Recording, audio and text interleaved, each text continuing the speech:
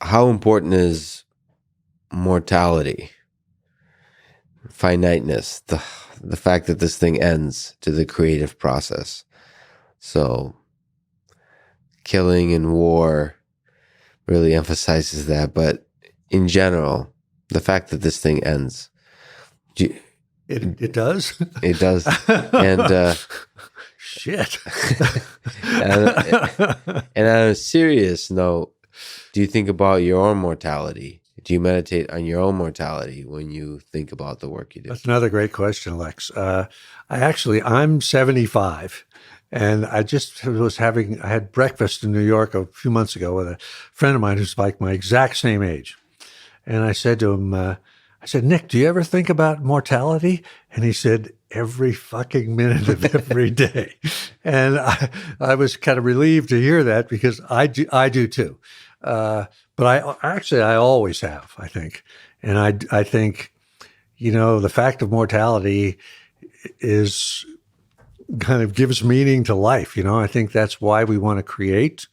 That's why we want to make a mark of some kind, and the other aspect of it is what's on the other side of that mortality. I'm a believer in previous lives, so I sort of, the question I've never been able to answer among many, many others is like, why are we even here?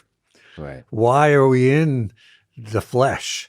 I like to believe that God or some force we're on some kind of journey, but I'm not sure why we were put in this world where the ground rules are, if you think about animal life, that you cannot live from one day to the next without killing and eating some other form of life. I mean, what a demented thing. Yeah. Why couldn't we just have a solar panel on our head and, be friends with everybody? So I don't get what that was all about, but that's sort of the big issue. Have you read Ernest Becker's Denial of Death, for example? Ernest Becker's a philosopher that said that the fear of death is really the primary driver of everything we do. So Freud had I would agree with that. So to you've always thought about even your own mortality. Yes, definitely. And can you elaborate on the reincarnation aspect of what you were talking about? Like that we kind of, what's your sense that we had previous lives? What have you thought concretely, or is it a lot of it kind of as? No, I've thought concretely about it. I mean, it's very clear when you see children, young kids, or even dogs and cats, that they come into the world with personalities, and 3 kids in a family are going to be completely different and completely their own person. Yeah.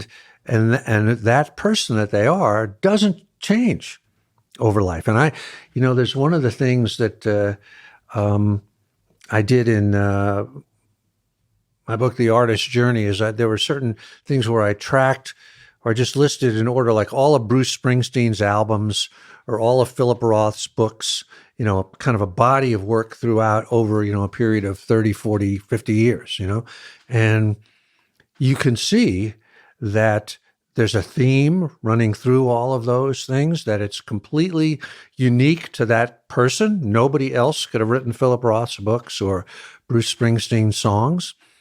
And you can even see sort of a destiny there. So I ask myself, well, where did that come from?